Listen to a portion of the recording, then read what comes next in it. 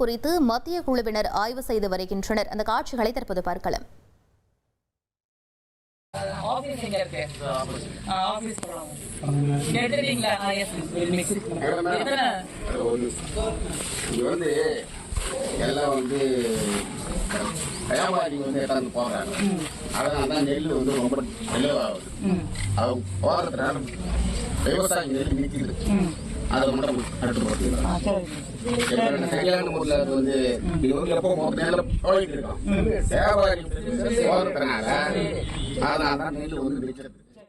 இது பற்றிய மேலும் விவரங்களை எமது செய்தியாளர் சதீஷ் முருகன் வழங்கிட கேட்கலாம். சதீஷ், மத்திய குழுவினரின் இந்த ஆய்வு தொடர்பான முழு விவரங்கள் என்ன பதிவு பண்ணுங்க.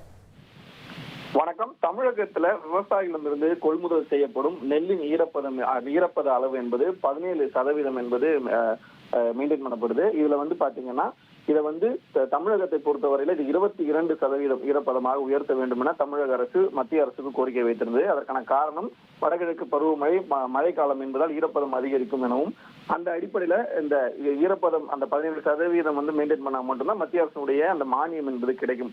அந்த வகையில இந்த ஈரப்பத அளவை உயர்த்துவது தொடர்பாக தமிழக அரசு வைத்த அந்த கோரிக்கையை வலியுறுத்தி மத்திய குழு என்பது, அதாவது மத்திய அரசுடைய அந்த உணவு வாணிப கழகத்துடைய குழு என்பது நேற்று முதல் தமிழகத்தில் ஆய்வு கொண்டு வருகிறார்கள். நெல் கொள்முதல் செய்வதற்கான அதிகபட்ச ஈரப்பத அளவு என்பது 17%.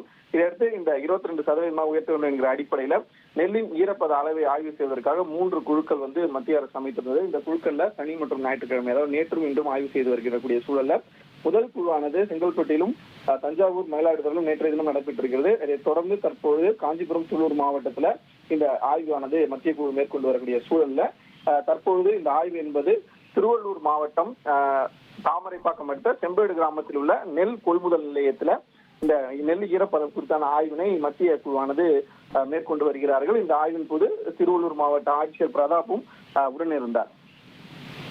விவரங்களுக்கு நன்றி சதீஷ்.